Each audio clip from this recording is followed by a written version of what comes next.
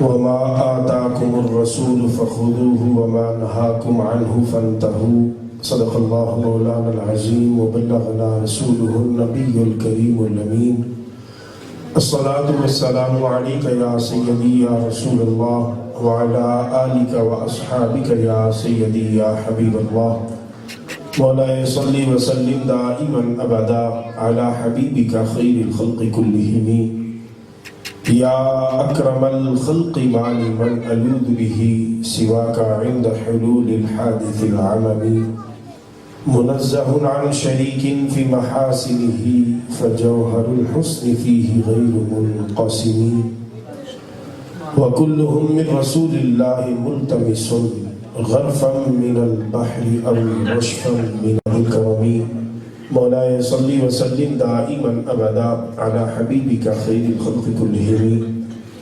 اللہ رب العزت جل وعلا کی حمد، حضور نبی رحمت نور مجسم شفیع معظم صلی اللہ تعالی علیہ وآلہ وصحبہ وبارک وسلم کی بارگاہ اقدس میں ہدیہ درود و سلام عرض کرنے کے بعد اللہ رب العزت جل وعلا کے فضل، اس کی عطا کردہ توفیق سے اس محفل میلاد مصطفیٰ صلی اللہ تعالیٰ علیہ وسلم میں حاضر ہے کہ جس کی زین صوفی غلام عباس صاحب نے بنا کر آپ کی آنکھوں کے سامنے رکھا ہے۔ زیارت کرتے رہیں، گناہوں کے کفارے ہوتے رہیں گے، نیکیاں بڑھتی رہیں گی۔ اور صوفی صاحب نے ہمیشہ کی طرح آج بھی وہی برکت ہے کہ کائنات چل رہی ہے۔ اگر میلاد نہ ہوتا کائنات نہ ہوتی، اور اگر میلاد والا نہ ہوتا تو کائنات کا نظام نہ چلتا۔ یہ کائناتوں کا نظام چل رہا ہے، یہ بتا رہا ہے کہ جو روح کائنات ہے، جو جان کائنات ہے، وہ کل بھی موجود تھی، وہ آج بھی موجود ہے، وہ صبح قیامت تک زندہ ہو جاوید ہے۔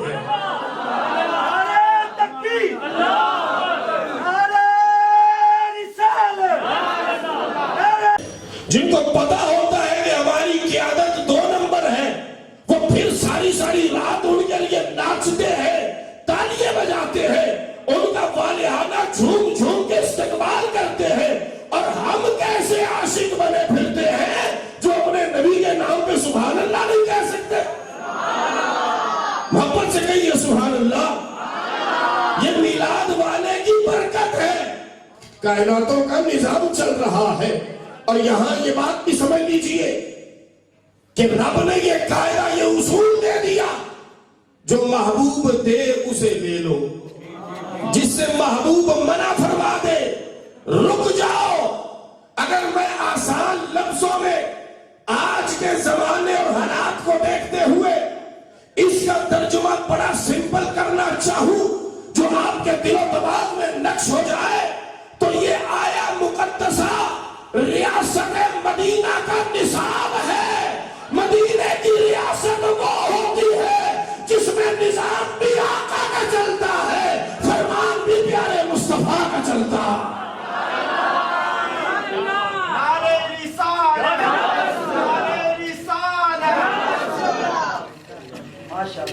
محبت سے کہیے یا سبحان اللہ۔ میں نعرے ہوتے نہیں، میں تھوڑی سبحان اللہ دے چل رہا۔ محبت سے جتنے دوست بیٹھے سارے کہیں مدینے کی ریاست کا عنوان بڑا پیارا ہے، لیکن اس کے جو اجزائے ترکیبی ہیں وہ ذرا مشکل ہے کہنے میں، سننے میں۔ یہ بڑا حسین جملہ ہے کہ ہم ریاست مدینہ بنائیں گے۔ میرے محبوب صلی اللہ علیہ وسلم کی ریاست کا نام جب آتا ہے عاشق مچل جاتا ہے، گنہگار سے گنہگار بھی جو نبی کا غلام ہے وہ تڑپ اٹھتا ہے۔ لیکن کبھی سوچا ہے کہ مدینے کی ریاست بنی کیسے تھی؟ کبھی غور کیا ہے کہ اس ریاست مدینہ کو بنانے کے لیے کریم آقا صلی اللہ علیہ وسلم نے قربانیاں کتنی پیش کی ہے؟ ہاں، ریاست مدینہ بنتی ہے جب بنانے والے کے بدترین دشمن جو کلمہ نہ پڑے، جو جان لینے کے لیے دن رات منصوبہ بندی کر رہے ہو، جو آپ کے گھر کو گھیر کے تلواریں بے بیان کیے کھڑے ہو کہ آج ان کی جان لینی ہے، لیکن جب ان بدترین دشمنوں سے بھی پوچھا جاتا ہے کہ یار ان کے بارے میں خیال کیا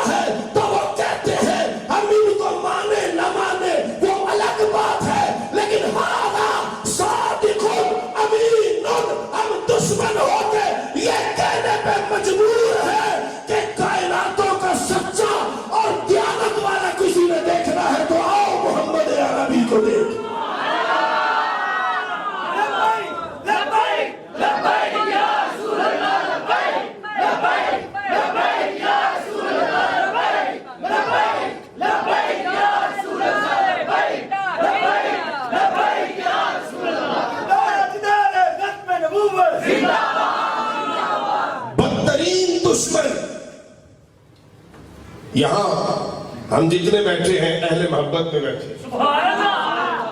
آپ ہاتھ بھی چومتے ہیں, آپ استقبال بھی کرتے ہیں, آپ محبت بھی کرتے ہیں, لیکن یارو ذرا سوچو مجمع ہو دشمن کا, اجتماع ہو دشمن کا, جو دشمن بھی وہ جو آپ کی جان لینے کے لیے سوچے نہیں, عملی کوششیں کرے, اور وہ اجتماع یک زبان ہو کے کہے چھڈاں گے بھی نہیں لیکن یہ بھی کہنے تے مجبور ہاں کہ سچا بھی تواڈے نال دا کوئی نہیں تے امانت دار بھی تواڈے نال دا کوئی نہیں. یارو آپ کو یہ بات بھی معلوم ہے نا, ہجرت کی رات آئی تھی اور میرے لجپال جب کاشانہ نبوت سے نکلے تھے تو مولا علی کو اپنے بستر میں سلایا تھا. کس لیے؟ کہ یہ جو مارنے آئے کھڑے ہیں, یہ جو مارنے آئے کھڑے ہیں, ان کی امانتیں میرے پاس پڑی ہیں. کبھی غور تو کرو نا یار, جو جان لینے آیا ہے اس کو بھی اگر امانت رکھوانی تھی تو کوئی اور نہیں ملا.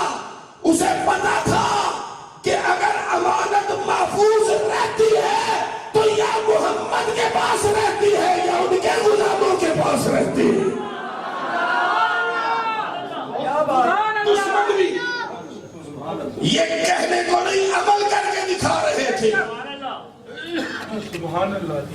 ریاست مدینہ یوں نہیں بن گئی تھی کہ رات کو سوئے تھے صبح اٹھے تھے تو ریاست مدینہ. ریاست مدینہ کے لیے میرے محبوب صلی اللہ علیہ وسلم نے اپنی ذات کا نمونہ پیش کیا تھا. جب دشمنوں نے کہا آپ نے اعلان نبوت فرمایا ہے, کو دلیل دو آپ نبی. تو میرے کریم آقا صلی اللہ علیہ وسلم نے چاند و ٹکڑے فرمایا ہے, حق ہے. ڈوبا سورج پلٹایا ہے, حق ہے. درخت کو چلوایا ہے. مدینے کی ریاست کا نقشہ جب ہم کھینچتے ہیں نا تو پوری روئے زمین پر مدینہ, زمین کے اس حصہ کو جس کے ساتھ جس میں اتھر لگا ہوا ہے رب نے عرش سے بھی اعلیٰ قرار دے رکھا ہے. اور وہ خطہ زمین سرزمین مدینہ منورہ پہ ہے جو رب کے ہاں عرش سے بھی اعلیٰ ہے. روئے زمین پہ مدینہ محمد رسول اللہ کا مدینہ. جناب فاروق اعظم پیچھے پیچھے چل پڑے صدیق اکبر کے, دیکھا نصیب جانا کتنے صبح صبح آپ نے دیکھا جناب آبادی سے ہٹ کے ایک جگہ پہ پہنچے اور وہاں پہنچ کے جناب صدیق اکبر نے جوتے اٹھا کے بغل میں لگائے اور ننگے پاؤں ایک جھونپڑی میں تشریف لے گئے. کو گھنٹے کے بعد وہاں سے نکلے اور چپ کر کے تشریف لے گئے. حضرت عمر فاروق پیچھے پیچھے اس جھونپڑی میں چلے گئے. جا کے دیکھا وہاں ایک خاتون ہے, بوڑھی ہے, آنکھوں سے نابینی ہے, بیمار پڑی ہے, کام کوئی نہیں کر سکتی. جناب فاروق اعظم اندر داخل ہوئے, پوچھا کہ اماں جی یہ جو بندہ آتا ہے کون ہے؟ وہ کہے تمہیں نہیں پتا کون, میں نہیں جانتی کون ہے, کب سے آ رہا ہے؟ ان کے بڑے عرصے تو آ رہے ہیں. کی کرتا ہے آ کے؟ گھر کی صفائی بھی کرتا ہے, کھانا بھی کھلاتا ہے, پانی بھی بھر کے پاس رکھتا ہے. صدیق اکبر نے جانا نہیں, میں مائی صاحبہ کو ناشتہ کرا ہوا. اس کی ہچکی بن گئی, تھاڑے مار مار کے رونے لگی. عمر پریشان ہو گئے, کیا ہو گیا ہے اماں کیوں روتی ہے؟ کہا وہ کدھر ہے جو پہلے آتا تھا.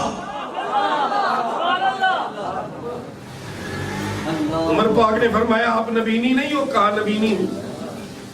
اگر پتہ کی میں چلے آئی آج وہ نہیں.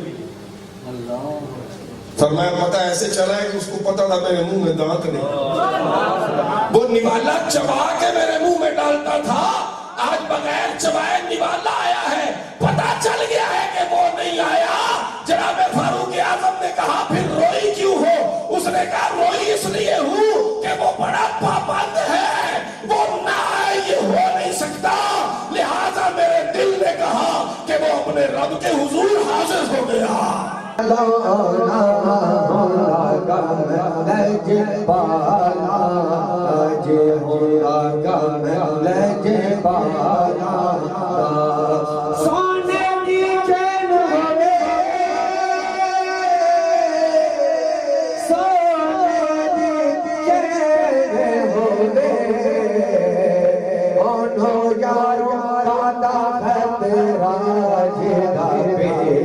یارو